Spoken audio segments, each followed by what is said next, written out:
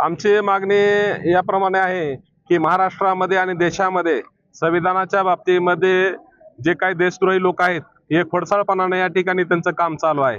म्हणून शासनाला या ठिकाणी हे कळावं आणि त्याचा निषेध म्हणून आम्ही या ठिकाणी हे करत आहेत। जो महाराष्ट्रामध्ये परभणी या ठिकाणी डॉक्टर बाबासाहेब आंबेडकर पुतळ्यांच्या शेजारी जो संविधान शिल्प आहे त्या शिल्पाची काही देशद्रोही लोकांनी या ठिकाणी तोडफोड केली आणि महाराष्ट्रामध्ये त्याचे पडसाद या ठिकाणी वाईट असे उमटत आहेत।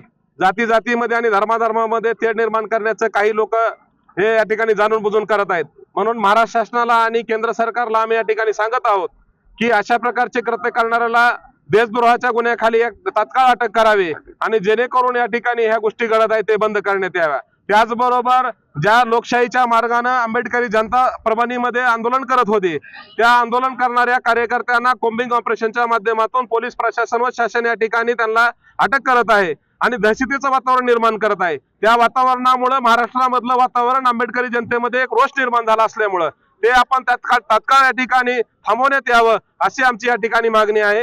हे आम्ही या कळंबच्या व्यापाऱ्यांना सर्वांना विनंती करून या ठिकाणी बंद केला आणि व्यापाऱ्याने सुद्धा आम्हाला त्याच पद्धतीने सहकार्य केलं आणि सांगितलं की जो संविधानाला कोणी हात घालण्याचा प्रयत्न करेल त्याच्या सोबत आम्ही या ठिकाणी त्याचा निषेध करण्यासाठी सोबत आहोत असं या ठिकाणी आम्हाला सर्व व्यापाऱ्यांनी बंद करून सांगितलेलं आहे।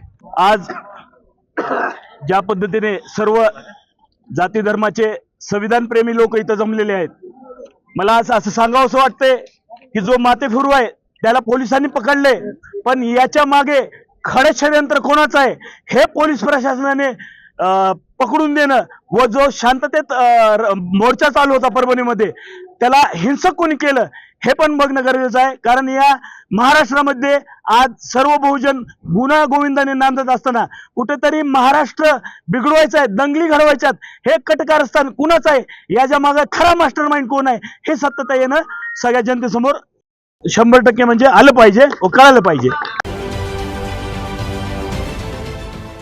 देश विदेशातील प्रत्येक घडामोडींचे लाईव्ह अपडेट मिळवण्यासाठी आता साम टीव्हीच्या सर्व सोशल मीडिया प्लॅटफॉर्मला लाईक, फॉलो आणि सबस्क्राईब करा। तसंच सर्व नोटिफिकेशनसाठी बेल आयकॉन प्रेस करायला विसरू नका।